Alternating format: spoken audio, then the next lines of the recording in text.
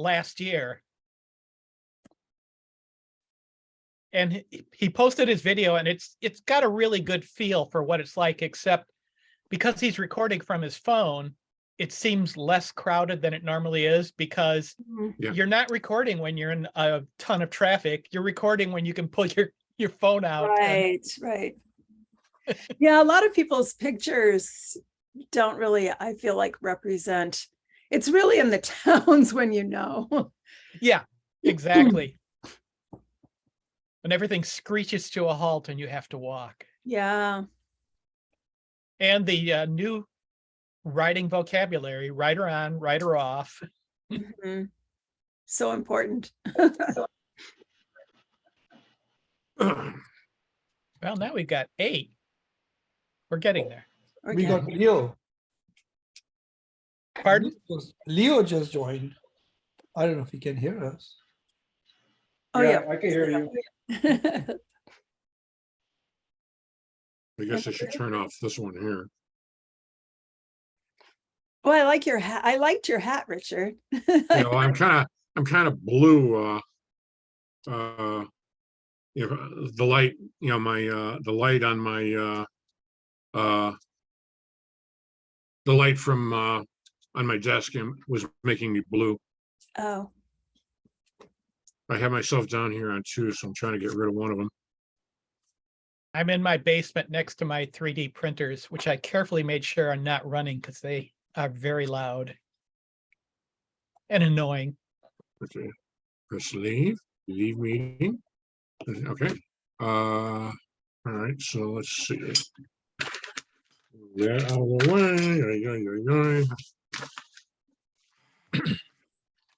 Anybody that just joined, click the button for mic and for video.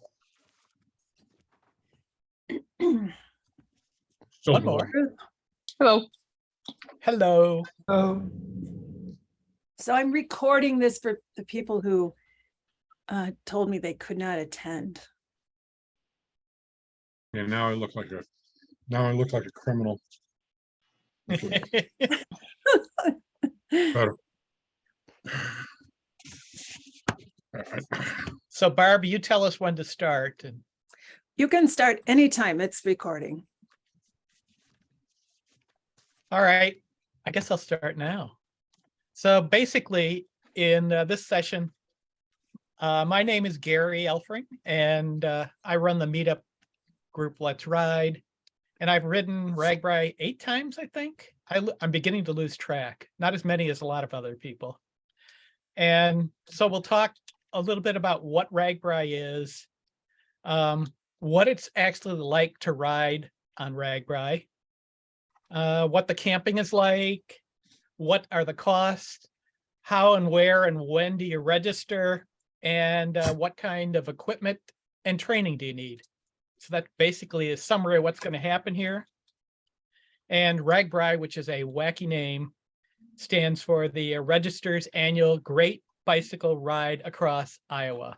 And basically, that's the Des Moines Register. It's a newspaper, if there still are newspapers. And they're out of Iowa. And they came up with this. Two reporters decided to try it a long, long while ago, because this is going to be the 50th year. And they crossed Iowa and they had a lot of people that wanted to go with them. So it turned into an annual thing. And RAGBRAI itself is the largest annual bike ride in the entire world. There will be somewhere from 15,000 to 25,000, maybe more, riders on this ride. Not every day. Supposedly they're going to limit it, and they typically do, to about 10,000 week-long riders. And the rest are day pass riders that, you know, if you live in Iowa, maybe you'll get a day pass to ride for 2 days around your house or on a weekend or something like that. And then there are bandits that just ride for free.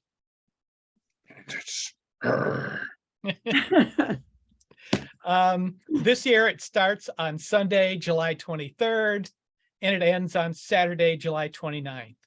And because of the way things work, we actually will be starting on Friday afternoon before that Saturday. And we'll get more into why that is later on. And when you finish on Saturday, as soon as you ride in, and typically the last day is relatively short, only like 50 miles or so. So you pop into the finish town at about noon, 1 o'clock. Your car is happily parked there or wherever you rode with. And you you get your gear from our charter service. We'll get into that too. Jump in your car and you can go home, and you will be home Saturday evening, early evening. Yeah. So that's kind of nice for this side. If we were going the other direction, or if we lived on the other side of the state, then Then you it have to wouldn't be go, so nice. you have to go all the way back across, and we Yeah. blow that going across the state on Saturday, which I'll explain. RAGBRAI doesn't have a route yet. That's not until January or so. So we don't know how long it's going to be. It averages 450 miles or so.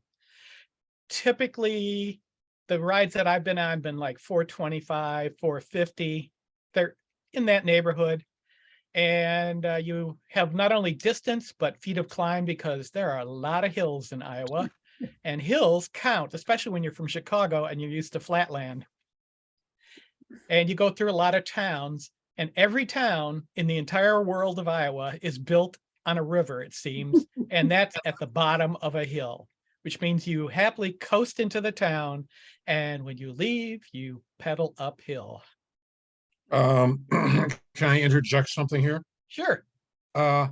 It's not really that there's a lot of hills in Iowa. There's a lot of hills on the Sunday route and the Saturday route. And usually the Monday through Friday can be hilly, but they're usually rollers that aren't really, really steep. Right. It all depends on the route they choose. And route, yeah. Route. Yeah. The one that I And- rode was pretty hilly in the middle too.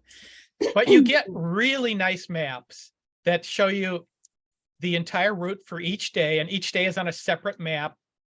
It shows you the route for the day, every town that you're going to go through, the distance between towns, which is nice to know, and the feet of climb, which tells you how bad or how good that day is going to be. And when it says 3,000 or 4,000 feet of climb, that's a bad day. That's a bad day, yeah. 1,800, 2,000, that's nothing.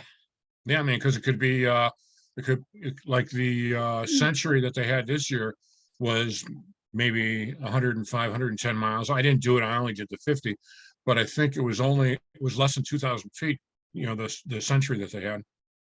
Yeah. So it was pretty flat. Everyone said it was the flattest century they'd ever done. Right. And they also had the tailwind, they said too. So Yeah, Yeah. Talon, yeah. That I posted a link to my friend John Moore's video of he made a videotape of all of last year's RAGBRAI.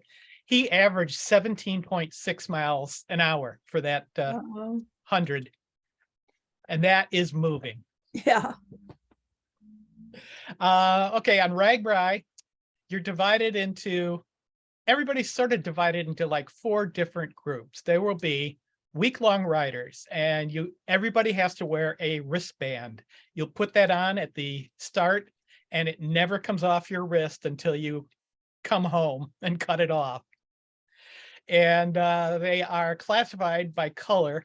So week-long riders have one color wristband. There's a wristband for your bicycle, which is very important, because if you crash and you end up getting hauled off to the hospital, what happens to your bike?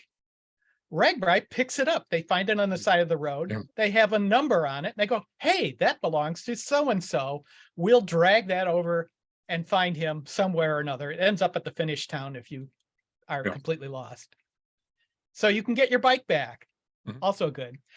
Day pass riders have different colors for different days. When you end up in finish towns, there are giant town squares in almost every city a finish city, which is where you're staying overnight. In those places, the townies will happily come in. They have different colored wristbands, and you recognize them. They're usually the ones starting fights. And there are also the bandits that don't have any wristbands. Not too many of those because it's really hard to get into a lot of events without the wristbands. For the bike ride itself, unlike Chicago and even Wisconsin, they do a really good job of fixing up the roads. The state of Iowa will go out once the route is assigned, once they picked it. They go out and they fix things. They fill the cracks. They try and do everything to make the route as nice as possible, which is really good. Let's see, what else have we got here? In general, the roads that you're riding on are closed to traffic, but there are lots of exceptions to that. The start town, when you leave your camping grounds, that's not closed because you're in the middle of a town. And when you come into the town, the finished city, those roads are typically open to cars and things are mixed. Although they do try and like you'll have a 4-lane road with 1 lane blocked off for bicycles with cones and only bicycles just to get out of town, that kind of thing. On the road itself, RAGBRAI, when you pay your registration fee, that entitles you to ambulance rides. Yay! And there are ambulances that patrol, but more importantly, they discovered that ambulances have just a hard time as cars do getting around when there are a million bike riders. So they have motorcycle ambulance guys. I don't know what you call them. EMTs. EMCs, they zoom around, Yeah, and if there's a crash, they're the first ones there. Very, very handy. Every once in a while, there'll be some kind of busy road where there'll be some traffic in the opposing direction. Other bizarre times, there's some farmer who's desperate to get to his farm for some reason, and he'll be riding along with the bicyclists in the same direction. And basically, he is doomed to go at the speed of the slowest bike rider because there's no way he can pass anybody. Bike riders pass him. There are also typically at any busy intersection that the roads cross, there'll be a state policeman directing traffic. Bikes typically get priority over everybody else. So it's kind of nice. It's like we own the world as bicyclists. Every day in the morning when you get up, you hopefully will look at where you're going, and you look at basically how far am I going today, how much climb there is, what the elevation is going to be, and temperature. And once you've got that info, you're set for eating and drinking. And basically, you eat way more food on RAGBRAI than you'll ever believe possible that your body could even handle. Because when you burn 350 calories an hour and you're riding for 5-6 hours every day, multiply those numbers and you get about an extra day's worth of calories you need every day. So I would typically have something like a breakfast bar, some kind of snack in the morning, and then ride out and try and get at least 10 miles or so from the starting town before you have an actual breakfast, because there are less people, way less people. And after that, you just eat every time you decide you're hungry, which can be often. Once you pull into, when you're riding along, you never have to worry about directions. I've never managed to get up early enough to be the first person out, or even anywhere like in the top 10%. You just follow people. There was one year where I decided I was not going to pay any attention to any map, anything. I was just going to get up every morning, follow people, and then camp. And that worked really well for about 4 or 5 days. And then I got worried that I would miss the stopping city and I didn't know where I was. So I finally decided I should pay some attention. When you're riding in a huge group, the biking rules are a tad different. You need to really pay attention to staying in your lane, which means your bike lane. When you turn a corner, you make a nice radius. And if you were on the center line, you should be on the center line when you made a right turn or a left turn. When you get on or off your bike, you've got to let everybody know, because there are a ton of people before you and after you, and you don't want them crashing into you. That hurts.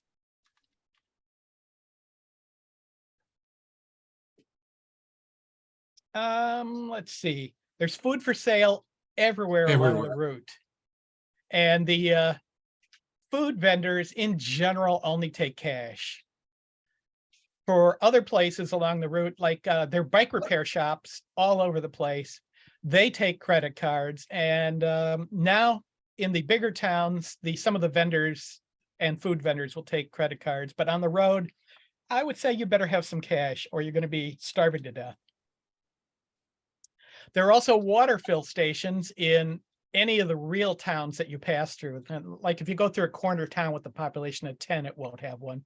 But basically, they hook up a hose to a fire hydrant, they run it into a PVC pipe, and they drill holes every foot down the side of this PVC pipe, which might run 5 feet, 10 feet long.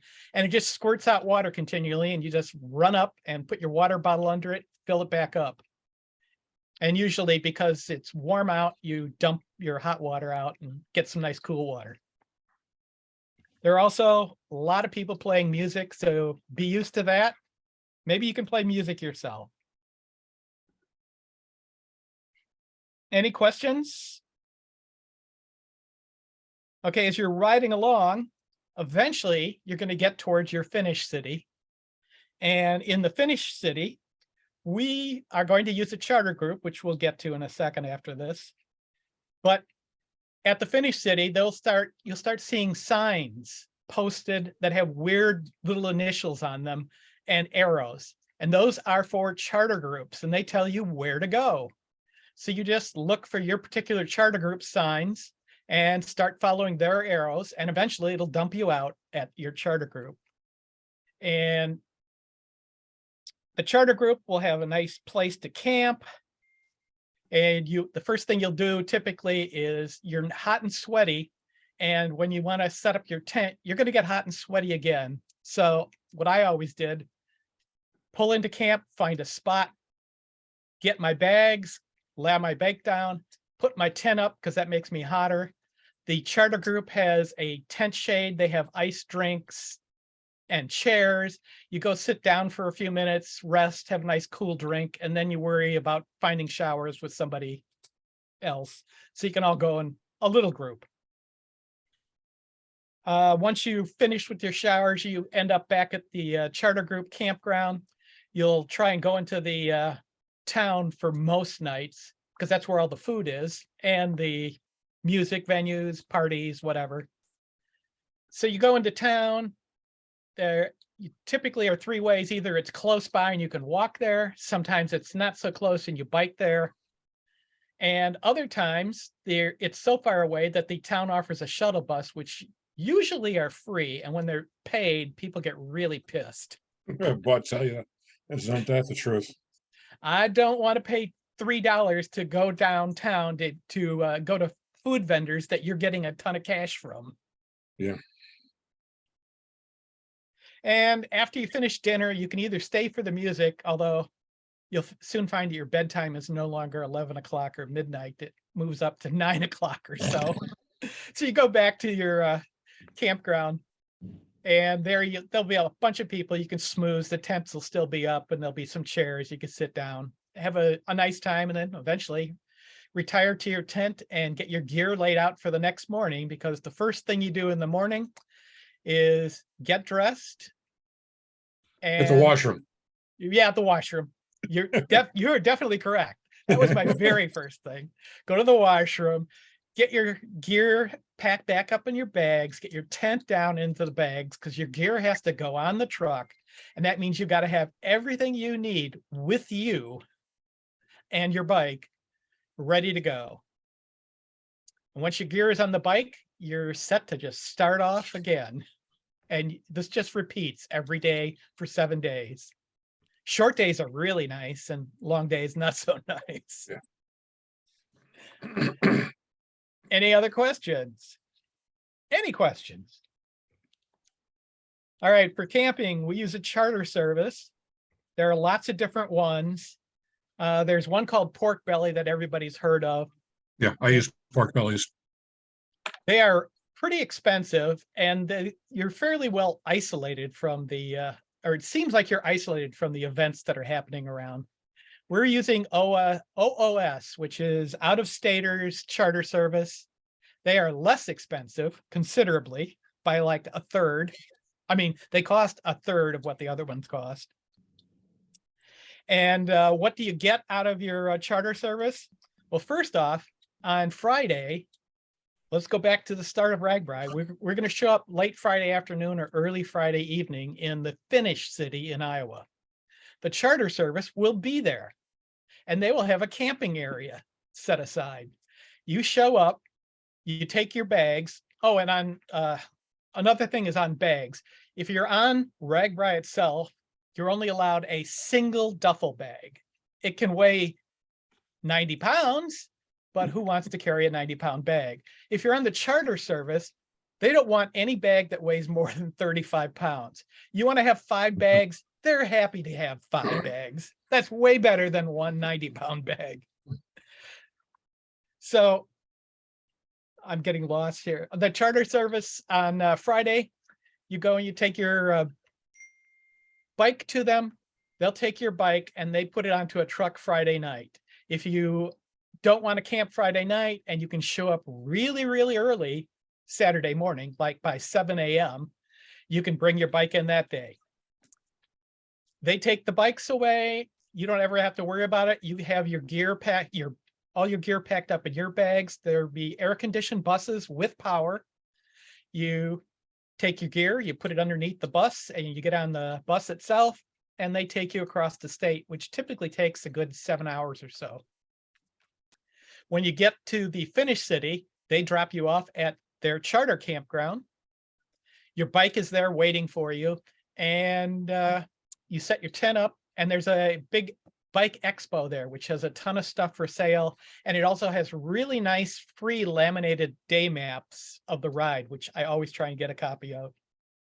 It's a nice souvenir, and they fit right into your jersey pouches so that every day you just have, oh, and they're on a detachable little metal thingy. Little loop. Little loop, and they're really handy to have. The charter service itself also has a shade tent. It has electricity generators. They now have, if you have an electric bike, you have to pay extra, but they have an electric charging station for electric bikes. This is I don't know what year this is from, but this is the route that you were talking about. Yep, those are the ones. Yeah. Each one detaches nicely and you can put them back on again.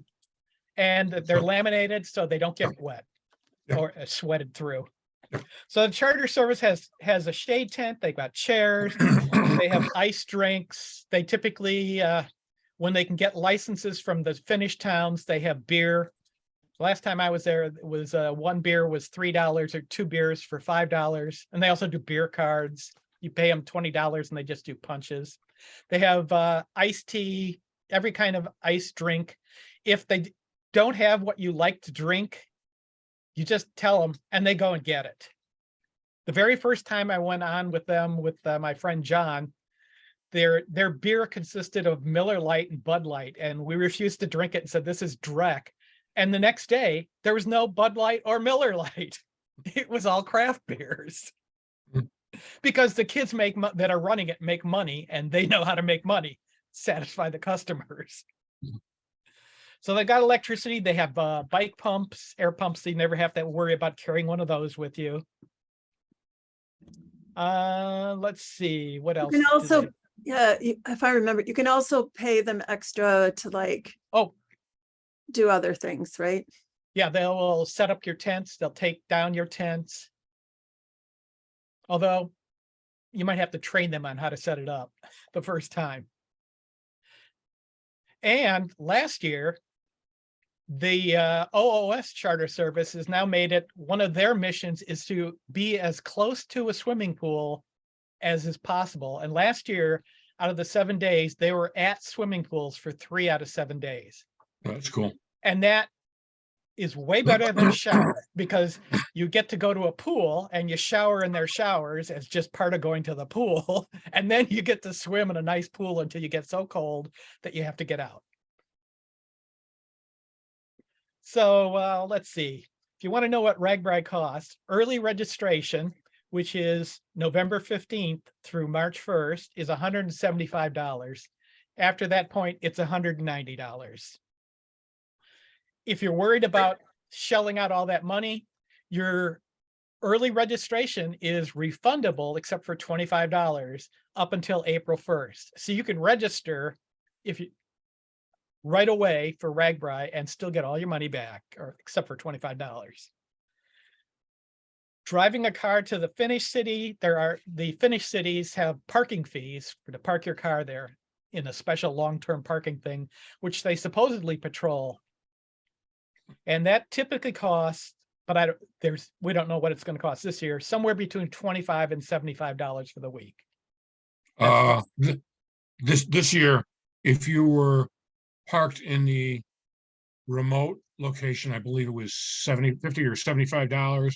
If you were parked where the trucks dropped everybody off, it was $100. I'd go for the 100. Well, I would have gone for it. I missed it, but the remote parking was 2 miles away, and there were shuttles for you and your bags. Yeah, I think I've also done it where I've ridden my Or they- bike from remote well, parking. I take that back. They dropped off the bags across the street from the remote parking, and you rode your bike to your car, which was only 2 miles more on the route. So And so you also need money each day because you got to have food. Typically, spending money runs about $40 to $60 a day. If you're not with Pork Belly, then your showers typically cost money, and a shower with a towel is about $8. It was last year, according to my friend John.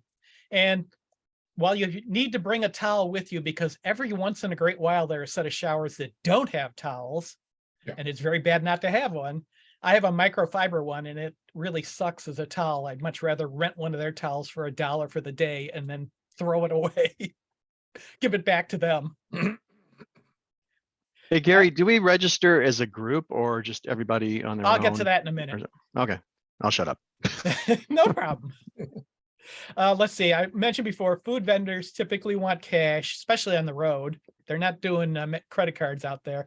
In a town, some of them now take actual credit cards, but cash works better. One of the tricks for packing is that you pack, if you have a bike jersey for every day, when you're wrapping them up and getting ready, you put $40 in cash into one of your pockets in the bike jersey. And then every day when you take a new bike jersey out, it's got your cash in it, or $40 or $50, however much you need. So for sign up, registration begins on November 15th of this year.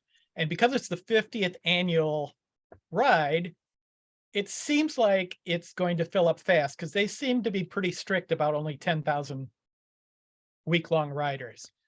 So I would suggest that anybody who wants to register do so really, really early. And in the past, we did one of these in 2018, and I was the team leader. We did it as a team, and it was a nightmare because the idiots at RAGBRAI didn't get around to sending our merchandise and our registration, which is our wristbands, everything, until the Thursday before RAGBRAI. And I was leaving Friday. So this year, it's simple. Everybody registers on their own, and we're a team. We don't care. Then I don't have to worry about how many people have given me their money or anything else. You take care of it yourself. You don't do it, you don't come with us. Also, when you register for RAGBRAI, they have discounts on merchandise. And if you wanted to get a RAGBRAI jersey, one of their nice ones, it costs $10 or $15 less if you buy it when you register, as opposed to buying it from them anytime after that point, including at their booth. And let's see. One other thing to think about, if you're really into old bike jerseys, RAGBRAI itself has a booth every day in the Finnish town and also at the Bike Expo. And that booth sells bike jerseys from previous years at big discounts. So if you're looking for something and you're a size that wasn't popular, you can find some really nice jerseys for not too much money. Any questions about registration? And we don't have any info on charter registration or finished city parking because those people are going to be months away from. Yeah. They will be Hmm. lucky if they get around to it in January, setting things up. You didn't mention how much for the charter service. Oh, sorry. The charter service was $420. And that includes your bus transport and bike transport across the state, camping with them the entire time. And I forgot, they also have SAG for you so that my daughter and I did this. I took my daughter one year who decided that she was going to train by doing 203 miles total training for the ride. She was young. So on one of the days, she goes, hey, the next town has a free movie. They've got a movie theater and everything is free. The popcorn, the candy, and the movies. And they're running only bike movies like Pee-wee's Big Adventure, The Bicycle Thief. So she goes, we should SAG into this town. And so we just went up to the charter group and said, can we SAG? And they said, yep, we got spots. We gave them our bikes. They tell you have to be at this spot with this driver in the morning. And we did that. And they drove us across the town or drove us across to the next town. So we skipped the whole day there. But the only thing that they expected was the able-bodied people that were SAGing were there expected to sort of help unload the truck, which was a good deal. Just took bags out of the truck and dropped them on the ground. Does OOS have rental tents? No, No rental tents. no Okay. rental tents. And if you decide to register, I've got a ton of info on exactly what kind of tent you need, all kinds of things well, actually, I do have some info on that right now. We'll get to that in just a second here. If there are any other questions. Yeah, I'm Gary, registering. are they capping the number of riders or anything? Do we need to register quickly Yes, in order to make sure we get in, that sort of thing? week long is 10,000 thereabouts. Okay. And in past years, they had lotteries for it. That's how popular it was. So that you registered, and the reason for having a team was that if a team registered, if the whole team either gets in or doesn't get into the ride. So that you never had like some of your people made it and some didn't. So we should try to register on the 15th as soon as Yeah. it opens up. Okay. And part of that is what you can do right now is go onto the ragbrai.com website, just go there and make an account because you have to have an account to register. Why not get it all ready? And Good then you can idea. just explore it. They have lots of info on the ride there. Basically, for what you need, including tents, bikes, that kind of thing, you can ride any kind of bike in the world. And I think I have seen every kind of Everything. bike. Yeah. You can ride trikes, you can ride hybrids, but there are a lot of road bikes because it's just easier. I've seen people on unicycles. I have never seen them going down a hill. I'd really like to see that. I have high wheelers. Yeah, Um, old timey. I'm trying to think what's the thing where you're on a Yeah, the pedal bikey thingies where yeah you those push. I can't think of the name of it offhand. I've seen those. I've seen people rollerblading. I've seen people jogging. I've seen people skateboarding. Yep, I've seen people running it, but they were in teams. If you already had a RAGBRAI account from a previous year, is it the same one or do you have to register again? I don't know, and It's the I same would one. just go It's and the- log in just to see if it works. It's the same. Oh, God. Yeah, because we were back in 2018, and it looks very different now than it did back then. I believe it's the same one because whenever I go on there, I just punch in my username and and the password shows up. That's Yeah, so- good. So any kind of bike is good. One thing about your bike, especially if you've got a road bike, check your tires.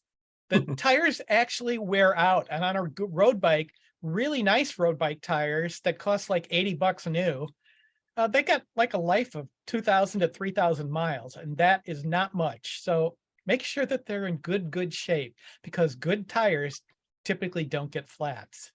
Bad tires get lots of flats, and there's nothing worse than a flat. Aside from your bike, you need 2 water bottles. If it's hot, you're going to die if you don't have water. You need a raincoat that you can carry with you somehow or other on your bike. You also need a saddlebag that has to, at a minimum, have some way of fixing a flat tire. You need a spare tube, tire levers, a metric wrench for doing adjustments. Typically, I have a tiny tube of sunscreen. I put sunscreen on at the campground from a giant tube, but you never know, if you're getting baked in the sun, you might want to put some more sunscreen on in the middle of the day. You really need a good lip. Yeah. Lip balm, yeah. Another wacky tip, which is good for now, is that you need a shower cap. And the shower cap is what you put on your bike seat, because your bike is outside your tent every night, and there's either dew or it gets rained on. Either way, nobody wants to start the morning with a gushy saddle, which then makes your butt gushy. So you get a shower cap from any hotel, and you can keep that in the saddlebag. It takes no room, and you just stretch it. It fits really nice onto a seat. I would add maybe a cycling cap or a baseball cap or Oh, yeah. some kind of visor, because generally speaking, this is an east to west ride, pardon me, a west to east ride. And if you're leaving at 6 o'clock in the morning, I think the sun comes up about 5:30. If you're leaving at 6 o'clock in the morning, you're going to have the sun directly in your face for a couple hours. Yep. Also, along with this, you need a little tiny med kit that should have some big bandages just in case. Just in case. Things like ibuprofen, a couple of those. Don't put gel ibuprofen in your saddlebag, because when it gets hot, they melt, and they then wreck everything else. Some Imodium, maybe some Pepto-Bismol, just like 2 of each thing, so that anything that happens, you can fix it up quickly and not wreck the entire rest of the day. And I also have a little tiny flat spare battery for my cell phone in case it dies, and it has built-in cables in it. They're only like 1 inch long, but you can recharge your cell phone if something bad happens and you ran out of power. One thing about cell phones, they don't work very well on RAGBRAI, because there are too many people, and no cell phone company wants to put in excess capacity into all these little towns to handle 20,000 extra people. So text messages work reasonably well. Internet is terrible, and voicing doesn't work very well either. For let's see, your gear, I typically go with 2 medium-sized duffel bags, and I divide them up. One has my tent and the things that can get wet, and the other has clothes that have to stay dry. And the second duffel bag that keeps things dry is a canoe duffel bag that's waterproof, and the first one's just a regular one. Camping gear, you need a tent that is storm-proof. I guarantee there's going to be a storm on one of the 7 days that you're riding. So you want something that's not going to blow away, that's sturdy. And there are plenty of dome-type tents that cost under $200 available on Amazon. It was kind of funny that this year, well, I did pork bellies, and I got to Sergeant Bluff on Friday night. So it was horribly hot Friday night. Saturday, it was over 100 degrees on Saturday. Then a front came through Saturday afternoon, cats and dogs. Monday, it was warm, but we didn't have rain the whole trip, Sunday it was warm, and then the temperature dropped into the 80s, but we didn't have rain the entire week of RAGBRAI this year. One other thing for you, a little tip, is that even when it doesn't rain, there's dew in the morning, that the outside of your tent rainfly is always wet. I have a little tiny piece of ShamWow that's about this big, a chamois, and I keep that with me. You wipe your tent down and just keep wringing it out. It takes almost all the water off the rainfly. And when you roll your tent up, it's not a soggy mess in the morning. And let's see, what other great gear are there? You need a bathing suit because there are places to swim. A battery powered fan. Oh, yes. That's right. And And maybe extra batteries. oh, yeah. There's a really nice battery powered fan at Amazon that costs like $10. It uses 2 D cells, and I buy a pack of 4 D cells. 2 D cells runs that stupid fan for like 3 or 4 nights in a row, continuous. I've got I this. have I've got a a- couple of these. very familiar. Yeah. You also need a sleeping bag if it gets cold. And I have this thing that it's a sheet, but the bottom is all sewn together in a rectangle and you sort of climb into it. And it's nice for when it's hot and you don't need anything else but a sheet. Any other gear? Anybody else have any recommendations? I would highly recommend what's called a sleeping pad. Oh, I forgot that. Yeah. Sorry. Yeah, You so have to have that. it's I got mine at REI and it rolls up into a small thing, but it's like the old air mattresses that you used to get and blow up, but now they have a foot pump that's built in, and it's really quite comfortable. I have a self-inflating version. You just open the valve and it expands itself up. And when it's finished doing that, you give it a few puffs of air with your mouth and then close the valve and it's done. I have some inflatable pillows because I like pillows. They work just fine too. What else is there here? Earplugs. Oh, yeah. You have to have earplugs. And it doesn't matter that you have earplugs. You're going to be up at the crack of dawn as soon as everybody else starts getting up every morning. A headlamp is Headlamp, nice. yeah. Yeah, headlamp. I have these little tiny, you've seen them there. It's like a coin size flashlight. It's basically the size of a little tiny cell coin battery with an LED that comes out the end of it. And you can put that in any pocket anywhere. You don't even know you've got it, but you get stuck somewhere in the dark. It's more than good enough to light up the ground and everything else. You get stuck in a porta potty and it's dark, you can find your way out. They're really amazing, Gary. They were really good. Yeah, we Uh, all had those. I was thinking this is good for the campground and good for the bike ride. The brand that I use is Dude Wipes. Oh, yeah. That's more into the once we get going, I have detailed lists of these things. Yeah, so because I mean 99% of the time the toilet papers are the porta potties are well stocked. Yep. There's always but that 1% where I know, always where have there's a no paper. small pack of Kleenex in my jersey along with some wipes. And I put like 2 of those wipes in just in case. And one other bizarre thing that probably, if you haven't camped much, you don't know about, a tent hammer. And it's this stupid plastic thing that's about yay long with a little plastic head. It weighs like 2 or 3 ounces. Yeah. And you discover that when the ground is really dry, you cannot put your tent pegs, even though they're just steel wires, into the ground. They won't go, but you can whack them with the tent hammer and they go in. Mhm, And people steal the tent hammers. They go, "Can I borrow this from you?" Don't let them borrow it. It won't come back. Let's see. I would That's about also it. suggest people have a hat, something to put on when you're taking your helmet off, because it's very difficult sometimes to find shade during the day. Yeah. Yep. So And I would advise, actually, because I'm an idiot, bringing 2 hats, because I have left hats everywhere in the entire world and then gone back, and usually I find them, but sometimes they're gone. So having another hat is an emergency good thing. mhm, mhm. And bike hats, with the little brims, just roll up. You can put them in nothing.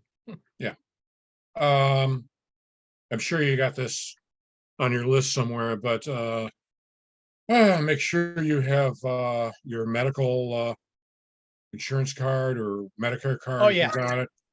And I and typically, I have a special flat, really tiny bike wallet that has room for my insurance cards, a credit card and a debit card and insurance info. And that's about all. And I bought a really, really cheap bike lock from Amazon, a 4-digit combination one that weighs nothing. It's not going to do anything except stop somebody from just grabbing your bike and running away. But that's all you need, because most bikes there are way more expensive. You just don't want somebody taking your bike and riding it for a block and leaving it where you can't find it. Yeah. And you don't much like lock your bike up during the day when you're riding. It's at night, or like if you go into a town and you're at some restaurant that's off the beaten path from where everybody else is, lock my bike up there.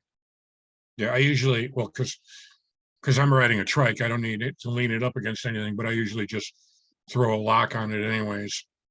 You know, when you spend $6,000 for something, you want to make sure it's still Yeah. there when you get back. You get very good at pairing up with somebody, and two people can lean their bikes together in Yeah. opposite directions and they will magically stand up no matter what. Yeah. And for training, there's a lot more information on it, but basically the time to start training is at least at the beginning of January. And you want to train your butt, because the butt's the thing that's going to get sore. And by the way, on the detailed list, there's a thing called butt butter that you can buy from Amazon. It comes in little tubes and you have to have it, or you will buy it from vendors at the ride. It prevents chafing and it makes your butt feel good. You want to also train your legs, unlike my daughter. And typically the rules I've seen said you should ride double what the mileage is going to be before the ride itself. So if it's going to be a 500-mile ride, you should have ridden 1,000 miles. More is better. And the older you are, the more training you need. And young kids can get away with anything. That's Get a about motor. all. Get a motor. You won't have that problem. Yeah, an electric. Yeah. And now you can do charging on the charter. That's right. Anybody have any questions? They're mesmerized. The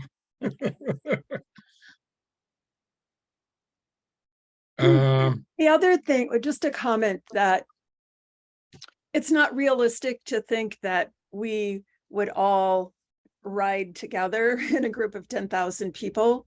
But for those people who want to sort of ride together, what we did the last time was we would meet at whatever town that we would enter.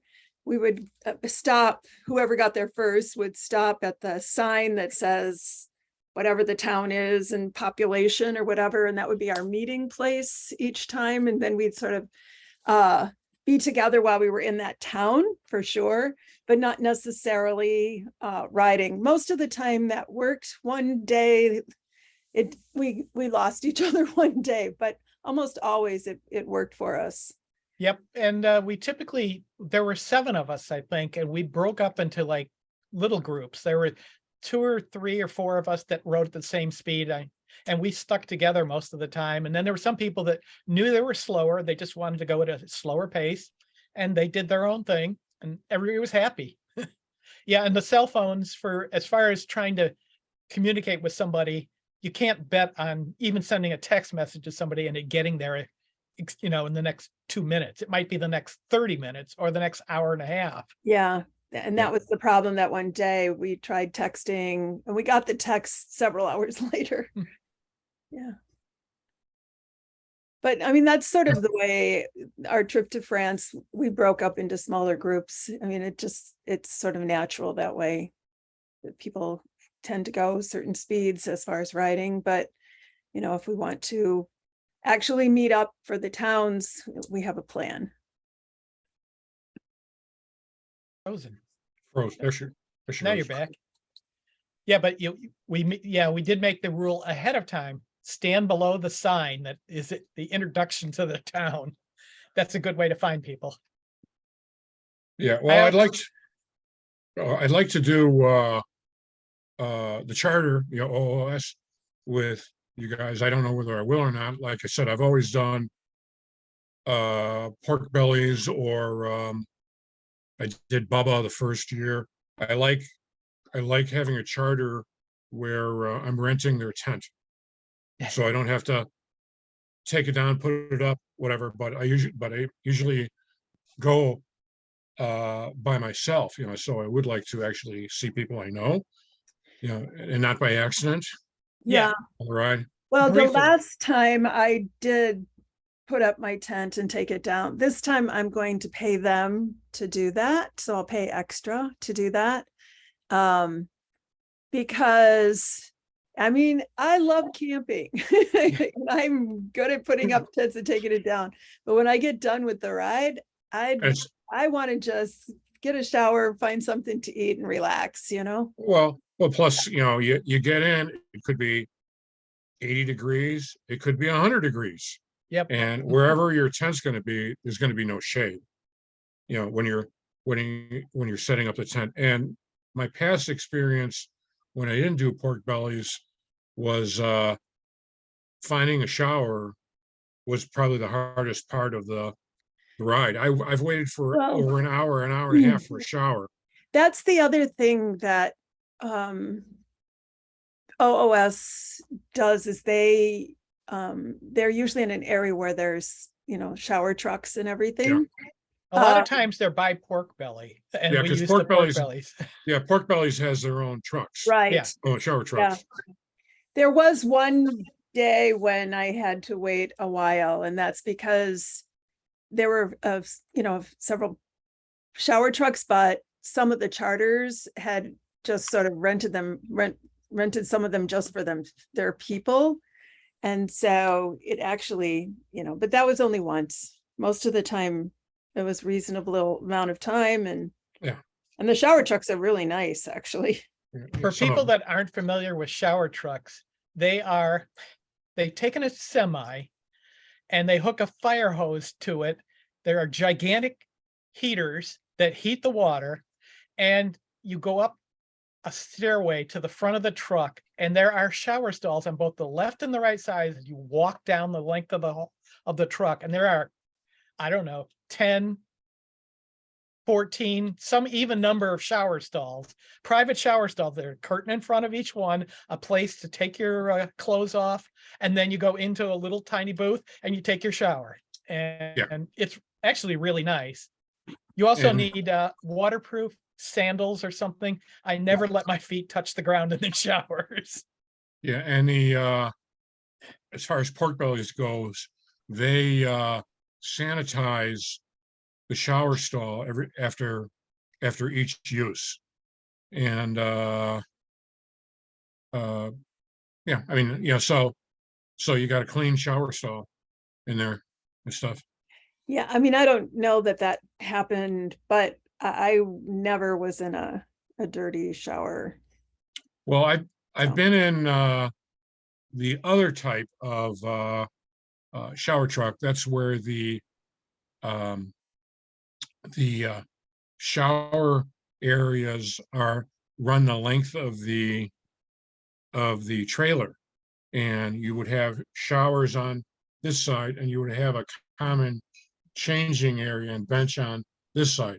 And a lot of people go in there with their sandals on, and the floor gets all dirty and yucky and stuff, but I go in with my sandals on, and I take my sandals off to get my clothes off, but then I also put the sandals back on to go into the shower. yeah, it's probably a good idea. Also, if you only have 2 or 3 jerseys and, not that many riding shorts, a lot of people do this. You don't undress. You go into the shower, you take the stuff out of your jersey pockets, go into the shower, turn it on, Wash hose with your clothes yourself, on. wash with your clothes on, take your jersey and stuff off, take a little extra shampoo and shampoo your jersey and your shorts, wring them out and put them back into the dry area. And that's how you do your wash. Yeah, this usually works better if you're a fast rider than if you're a slow one. Yeah, Yeah. Because you have Plus more it's sunlight at the end humid. of the day. It's typical Iowa. Last week of July is pretty humid. So things don't dry super fast. yeah, you do bring a clothesline and clothespins. That's all the detailed stuff. Mhm. And your tents, typically you look for at least a 2-man tent. You're 1 man, and your stupid duffel bags fill up the man number 2.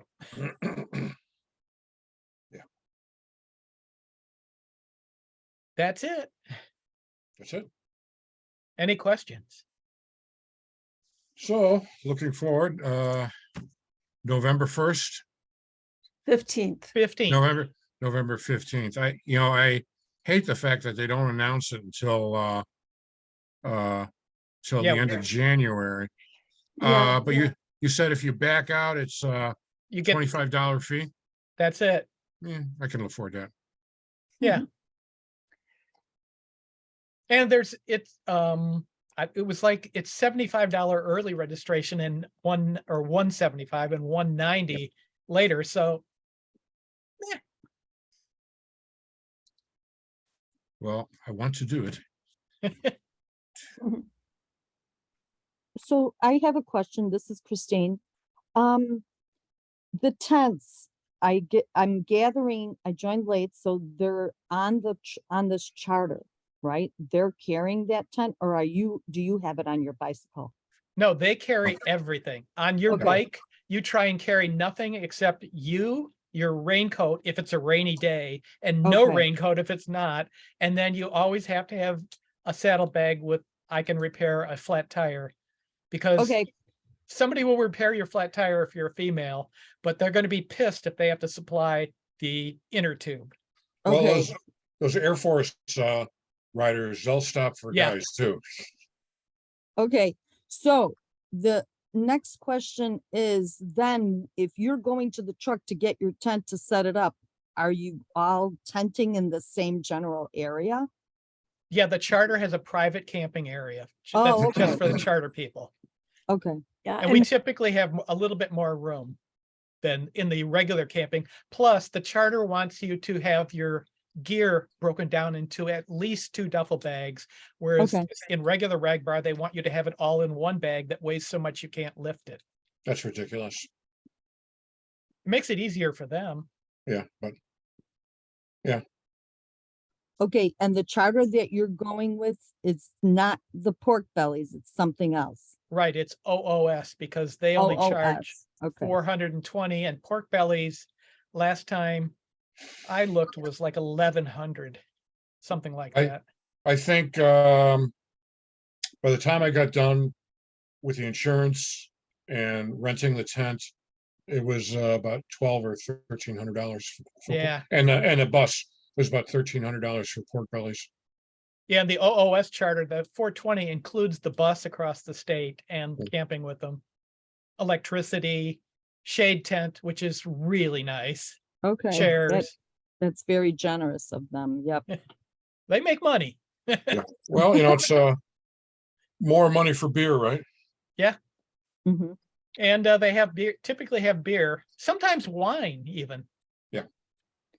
And Christine, we mentioned that, so last time I started just doing everything myself. And then after a few days, I had the college students carry my bags. I'd have my bag packed, they'd take it to the truck and they'd put it out in the evening. But this year I Cheater. just have them do that and also set up my tent.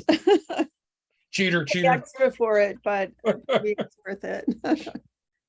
Also, if we're camping, it depends on how many of us there are, but last time we did this, there were 7 of us. And by the 3rd or the 4th day, we got to know everybody's bags. And like I'd get in relatively early, and so would Barb.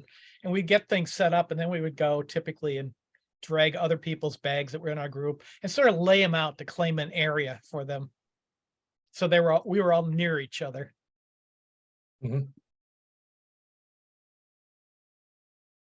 Okay, well, you must like it if you're going again. Well, I convinced Gary. It's an I said- experience. I said I was not going to do it again because I wanted to do other things, but then this is the 50th anniversary, so I think it's going to be. Oh, okay. Well, one of the problems with that is that there's a lot of rides that are going by the wayside. As you know, Iowa's ride that never became, a week-long ride. I read, was it Tomroff? Is that the Mississippi ride? The one in, Yeah.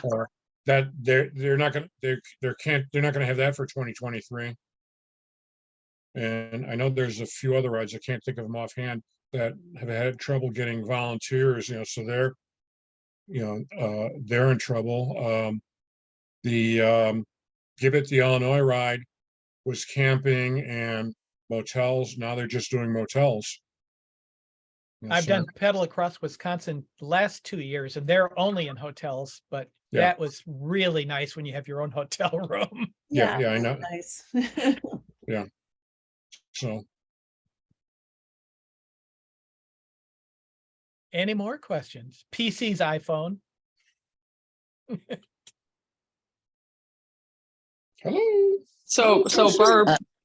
Barb, since you did France with us, would you say hill wise it's comparable or like Oh no. There's hills in Iowa. okay, so it's comparable. Yeah, no, what I'm saying is like it's comparable, but I would say there's some bigger hills than we encountered in France. But we're riding our bikes. We're not riding those, the heavy bikes that we rented there. An extra Um, 50 pounds. I have only done it on trikes, and the first 3 or 4 times I did it on a trike that wasn't motorized. And my first year, it was real hilly going out of Sioux Falls for about 25 miles.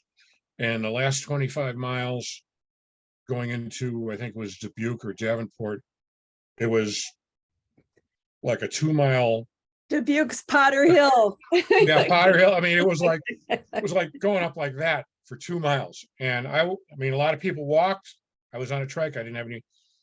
I went up. I went slowly, and stuff, but I managed it. But it was doable. I mean, when they give you the elevation gains, it's kind of scary.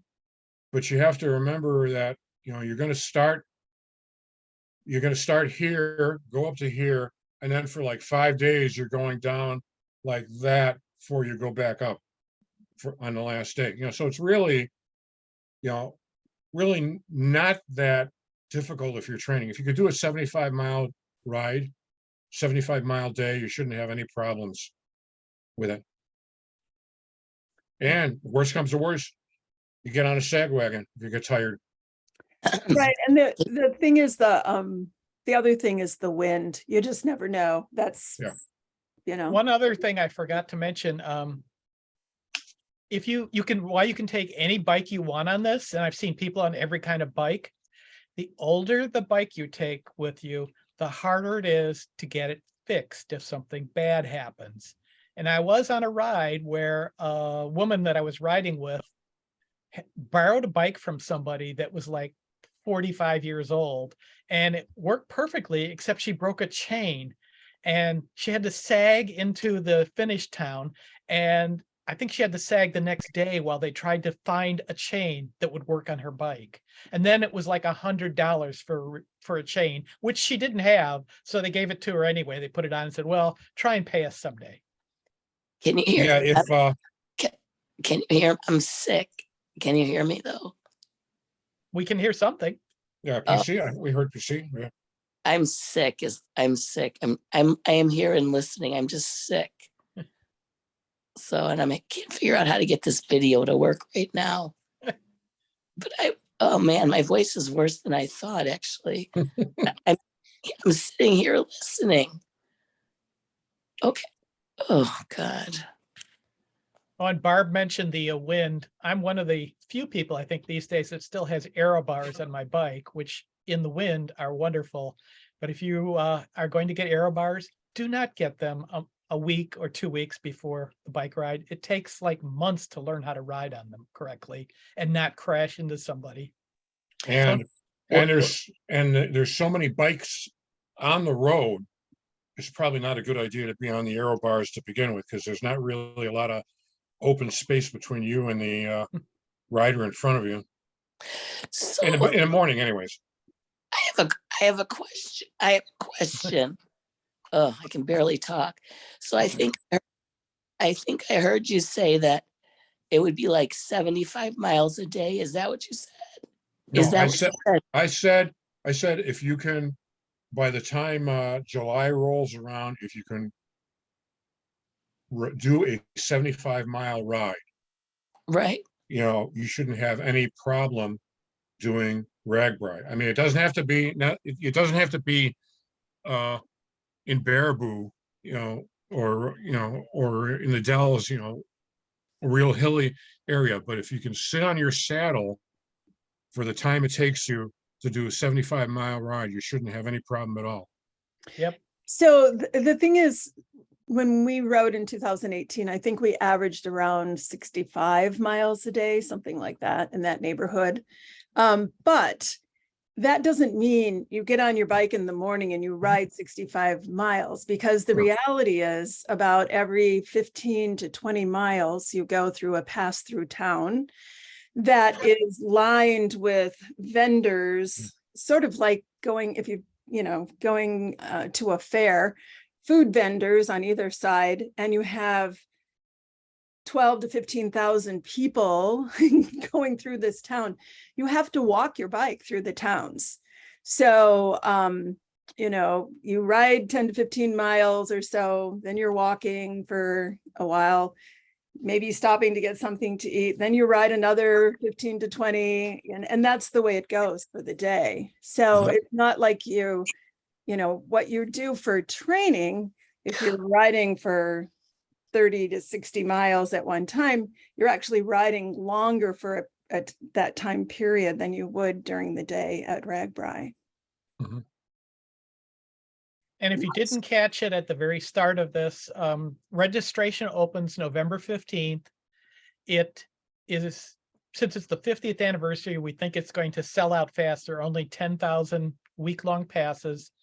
If you pay the $175 to register on November 15th or the 16th or the 17th, it's refundable up until April 1st, except for $25 out of it if you decide not to go. So it's not that bad of a deal. You can reserve a spot and change your mind. And so the next question, Gary, is say, we all apply, we all get in. When I assume you will let us know when it's time to sign up for the out-of-staters to make sure that we all get on the charter. Yeah, once I get some idea of how many people, especially if we all do it early, how many people are signed up and registered, I'll send an email to the out-of-staters and say, I've got a group of X number of people that we all want to do out-of-staters. Let me know the minute and that things become available. And typically what they do there is they just send me a note saying, I've saved X spots for you. They're available until you tell me that you don't want them. Awesome. Okay, thank you. Is there going to be a team name when on November We gotta think 15th? of something good, huh? Yeah, we'll have to come up with something. Oh, okay, no team name yet. Okay. We were the Wasco Riders, because it's so obscure.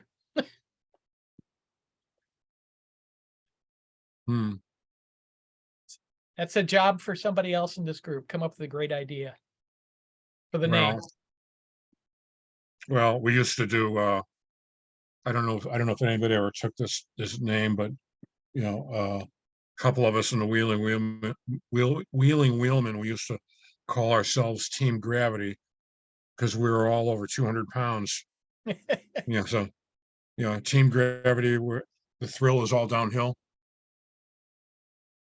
But Make jerseys. not me. No.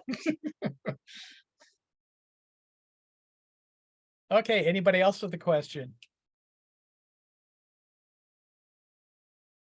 All right, Barb, then you're in charge, I'm in charge of what? winding us down. Oh. No, I mean, I just want to thank Gary. Gary had said a while back, was not ever gonna do RAGBRAI again because he's been spoiled by doing rides where he could stay in hotels. But I convinced him, so thanks, Gary. And really, if you decide to sign up, Gary will give you a list. You know, he mentioned things tonight, but he'll give you a list of everything that you should take. Last time, I think RAGBRAI actually sent us a training schedule, if I remember, but I have a Yeah. copy of it. Yeah. That I can send to everybody also. There's, go on. They didn't do that in the old days. You were like on your own to figure this out. Mhm. There's YouTube videos for training and for packing and stuff. So I have one more, God, one more question. Can you hear me? Yep. Okay. What was that thing, Gary, you said about, I don't know, 10 minutes ago? You said something like, oh, if you're gonna get air something, don't wait till the last minute. What is that? Oh, don't add anything new to your bike in the last month to start with. And there are things called aero bars. They go out in front of your handlebars, and instead of riding the drops with your hands, you actually put your elbows on pads and your hands are straight out in front of you, and you steer with your elbows. It gives you a different riding position, and you're much lower to the ground. So if you're in a headwind, I can click about 2 gears harder or go an extra 3 or 4 miles an hour faster into the wind just by dropping down like that. Oh, okay. Thank you. Don't get them unless you practice with them for months ahead of time. Right. No, I understand. I understand. Huh. Gary, I was gonna add one more thing. Get your bike tuned up Oh, yeah. in February, March, April, whatever. I mean, at least a month in advance. If you Yes. have a good bike shop, you can, like, I go to one particular one all the time, and I will tell them in like February, I'm going on RAGBRAI, and can I bring my bike in the first week of July? And they will reserve a little spot for me and make sure that my bike gets fixed right before RAGBRAI, which is a great time to have it tuned up so that it works really well. And as Gary mentioned, you want to have good tires. So the last time, you know, I hadn't gotten new tires for a while. I did my training, and then shortly before RAGBRAI, I got the new tires. So it's something to think about too. Yeah, I start looking for sales on bike tires in like beginning of January and just keep hunting and hunting for the best deal, and eventually get them whenever they come on sale because they're really expensive. You wedgie riders got so easy. Only have to buy 2 tires. Yeah, $80 a piece. Yeah, well, try buying 3 tires at $80 a piece. I've managed to find them though for about 45 or so if Yeah. I wait for those sales.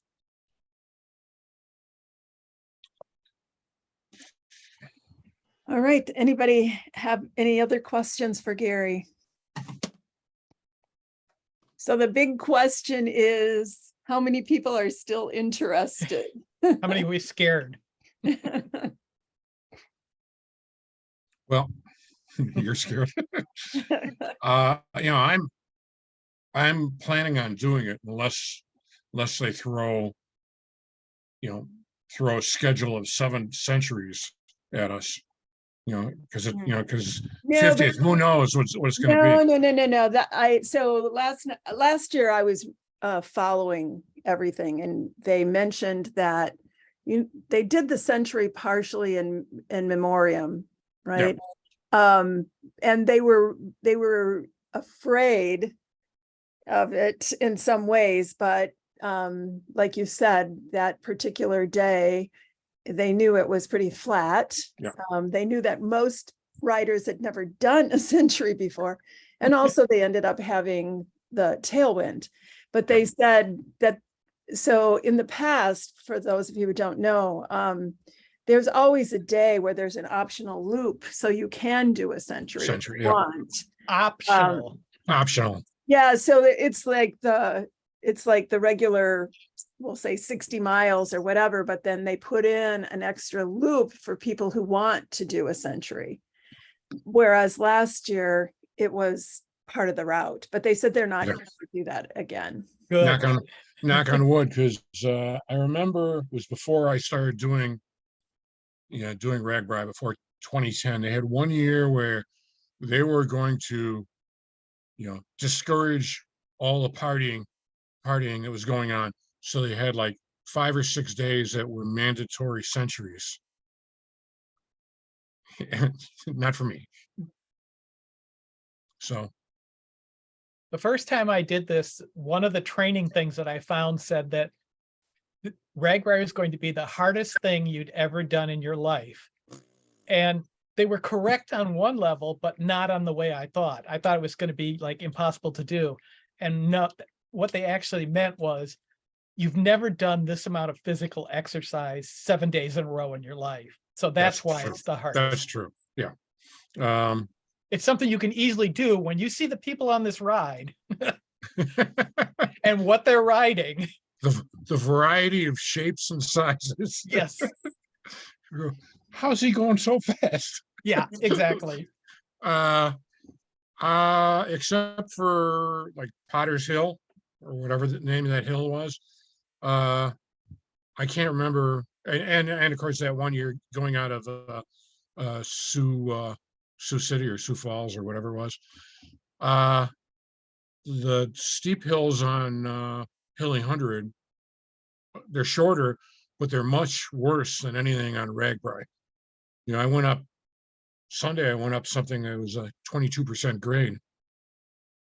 And of course, motorized, but I still had to be in my granny gear. So